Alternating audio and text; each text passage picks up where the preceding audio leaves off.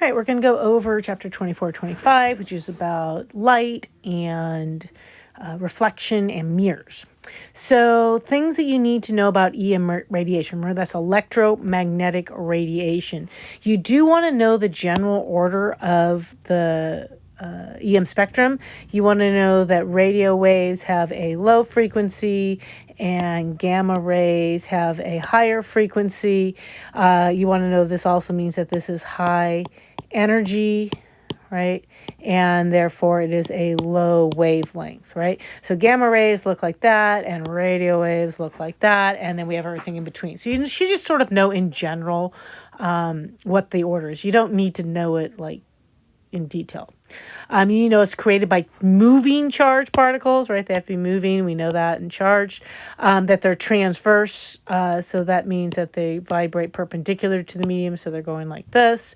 They travel the fastest in a vacuum, slowest in solids, and that the speed of any EM wave, the speed of light, is 3 times 10 to the 8th meters per second. I think this number is actually given on your table of information, but you need to know what it represents, which is the speed of EM waves, right? In a vacuum, technically, which we sometimes call light waves, but same thing. Because we got to be careful because it's not visible light, it's just all light. Polarization was probably the only hard part in chapter 24. Realize that something's polarized, it vibrates in only one plane. So when you start, if you look here, this would be unpolarized, right? So it's vibrating in all different directions.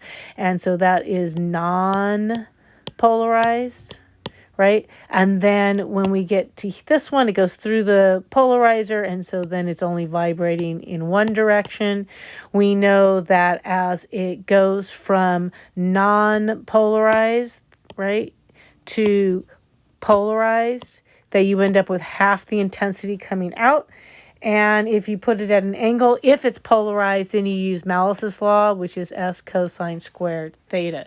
So if I have light coming in like this, right, it goes through a polarizer, out comes half of what it was. If this was S, this is half of S naught.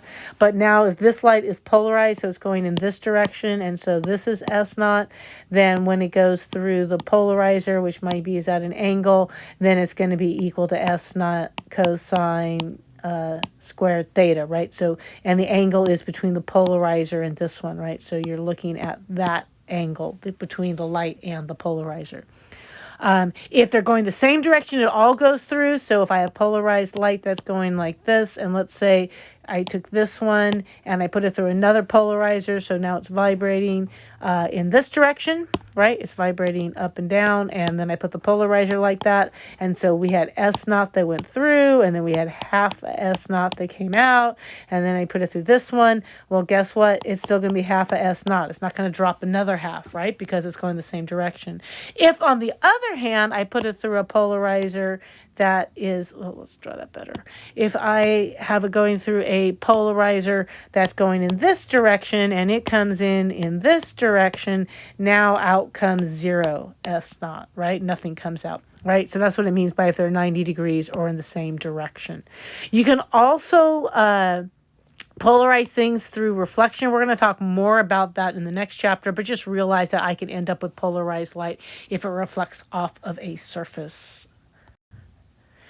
For mirrors, you should just know your basic geometry, so I can figure out any angle. So, right, if I'm looking at this, if this is alpha, then I know this is alpha. And so if I look at this triangle, then I know that this angle is alpha, right? Then this angle would be 90 minus alpha, that kind of thing, right? So you should be able to look at the geometry or something to figure out what angle something comes off of if I ask you. And the mirror just keeps bouncing. So that, remember, says theta I equals theta R, but that's from the normal, right? So it's this angle is equal to this angle, right? These two over here do not have to be equal. They could be, because if it's curved, right, like this, and we draw the normal, which is 90 degrees, then the angle here is equal, but not the outside angles, right? So it's always the angles from the normal, right? From the normal. And again, that's going to become even more important in the next chapter. So when we're looking at mirrors, right, lots of different kinds of mirrors. This is just sort of a summary to help you remember what it is. This says if you have a plane mirror, it's always a virtual image, right? M is equal to +1 because it is upright, right? For concave or a converging mirror, remember that would be concave would be like this, right? And the light comes in and bounces out this way, right? That's terrible. I cannot draw straight on my iPad. I apologize, but let's try drawing better. I don't like that drawing.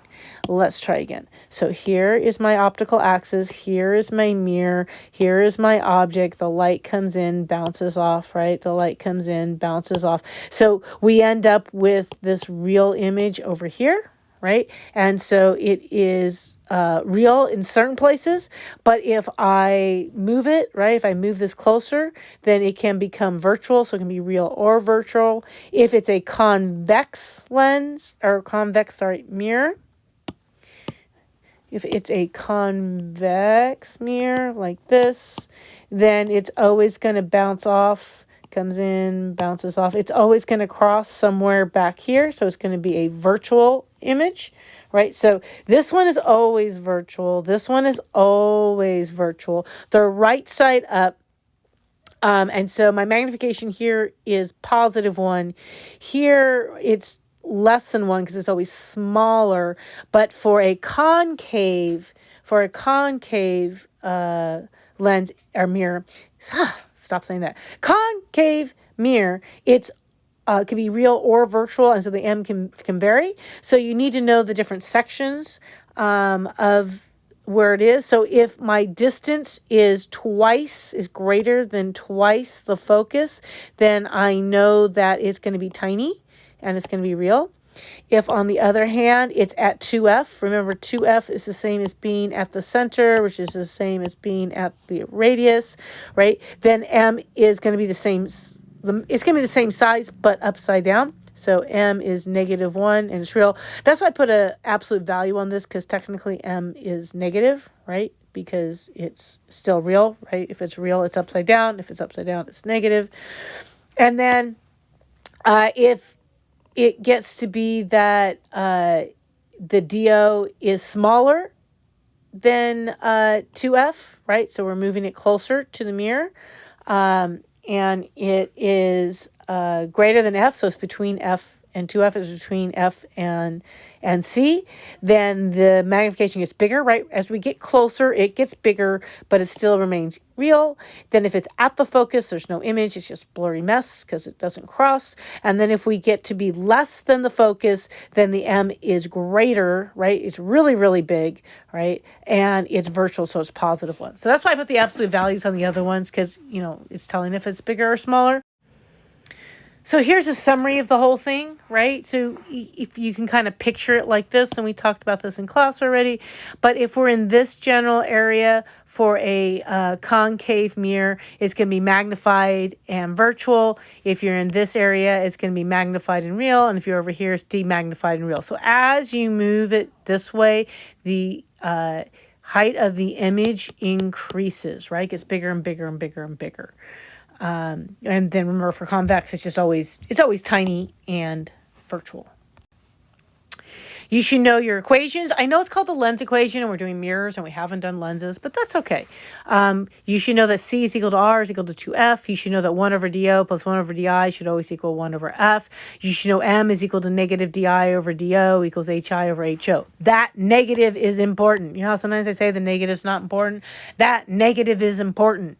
Can I say that enough times? That negative is important. You got to use logic when you use this equation and think about, you know, is the image going to be real or virtual? Where should it be negative? Where should it be positive, right? Because the magnification is negative when it's upside down, which is a real image, which, right, when you start plugging things in, like, and you say DO M times DO is equal to -DI. So when you plug it in, that negative becomes important when you put it in there, right? So you might put in MDO here, right, for DI, but you got to realize, is it a negative number or is it a positive number? Is it real? Is it virtual? So just be aware of that.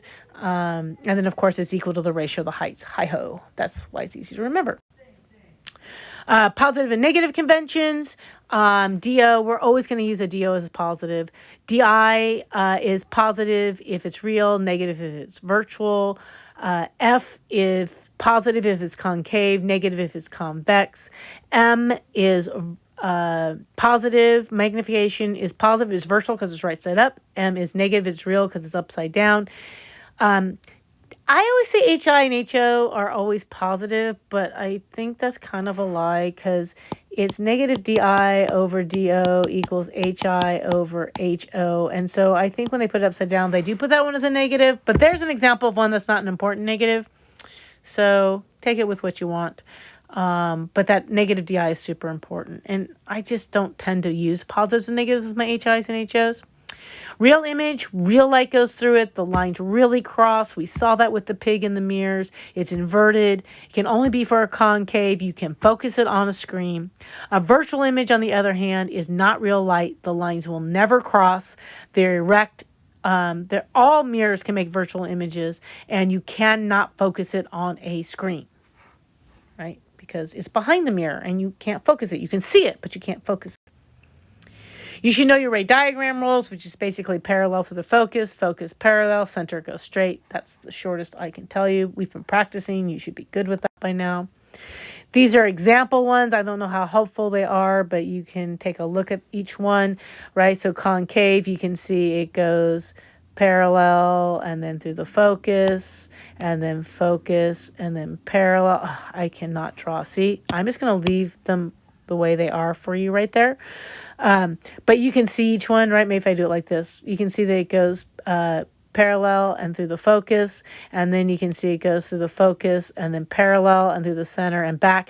The thing I want to point out is always draw in the image. You got to draw the image. Don't just put a dot. Notice there's an arrow. I know it's really tiny, but sorry, the image is on this side, right? Because no, that's the object. That's the object. That's the image. So I expect you to be able to show me which way it's pointing, up or down. That's why we tend to use arrows. So important that you have that. And you should be able to draw any concave mirror, any convex mirror that I ask you to. Just other equations to know, just so you didn't forget them. They're ones we've had from before. V equals lambda F. F equals 1 over T. E equals CB. Energy density, remember half of it comes from the electrical field, half of it comes from the magnetic field. People always ask about this one. It's 1/2 B squared over mu naught, right? Because it's half B, half E. And then the light intensity is equal to C times, the total amount of intensity is equal to C times U. And then that's it.